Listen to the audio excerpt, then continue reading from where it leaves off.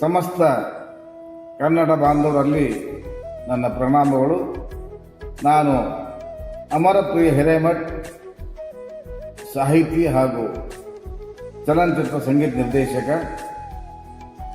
ಕಳೆದ 27 ವರ್ಷದಿಂದ ಅಂದರೆ 1998ರಲ್ಲಿ ಸಂಬಣ್ಣ ವಾಲಿಕಾರ್, ಈಗ ಅವರಿಲ್ಲ, ಅವರ ಒಂದು ಪ್ರೋತ್ಸಾಹದಿಂದ ಕನ್ನಡ ನಾಡಿನ ತುಂಬ ಅಲೆದಾಡಿ ಆದಿಜಾಂಬುವ ಚರಿತ್ರೆಯನ್ನು ನಾನು ಸಿದ್ಧಪಡಿಸಿದೆ.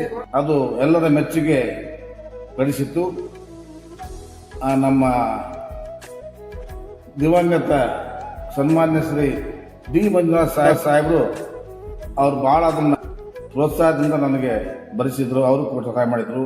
ನಮ್ಮ ಸನ್ಮಾನ್ಯ ಹಿರಿಯರಾದಂಥ ಕೆ ಬಿ ಶಾಣಪ್ಪ ಸಚಿವರು, ರಾಜ್ಯಸಭಾ ಸದಸ್ಯರಾದಂಥ ಗುಂಡಪ್ಪ ಕರವಾರ ಅವರು, ಹೀಗೆ ಅನೇಕ ನಮ್ಮ ನಾಯಕರು, ರಾಜಕೀಯ ನೇತಾರರು, ನಮ್ಮ ಈ ಭಾಗದ ಪ್ರಸಿದ್ಧ ಪೂಜ್ಯರಾದಂಥ ನಮ್ಮ ಹಾರ್ಕೋಟ್ ಪೂಜ್ಯರು, ರಾಲ್ವಾರ್ ಪೂಜ್ಯರು, ನಮ್ಮ ಷಡಕ್ಷರಿ ಸಿದ್ದರಾಮ ಶಿವಯೋಗಿಗಳು, ಹಾಗೂ ಇನ್ನು ಅನೇಕ ನಮ್ಮ ಶರಣರ ಸಂಸ್ಥಾನದಿಂದ ಕೂಡ ನಮಗೆ ಈ ಪುಸ್ತಕಕ್ಕೆ ಆಶೀರ್ವಾದ ನೀಡಿದ್ದಾರೆ. ಈ ಪುಸ್ತಕ ಎಲ್ಲರ ಮೆಚ್ಚಿ ಗಳಿಸಿದೆ.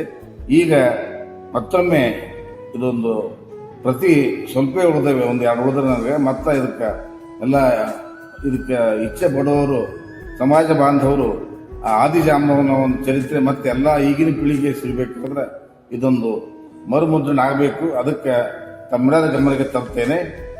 ಈ ನಮ್ಮ ಆದಿಜಾಂಬವ ಚರಿತ್ರೆ ನಮ್ಮ ದ್ರಾವಿಡ ಜನಾಂಗದ, ನಮ್ಮ ಕರ್ನಾಟಕದ ಒಂದು ದೊಡ್ಡ ಚರಿತ್ರೆ ಇದೆ. ತಾವೆಲ್ಲ ಇದಕ್ಕೆ ಸಹಿಸಬೇಕು. ನಮ್ಮ ರಮೇಶ್ ಜಗಣಿ ಸಾಹೇಬ್ ಕೂಡ ಇದಕ್ಕೆ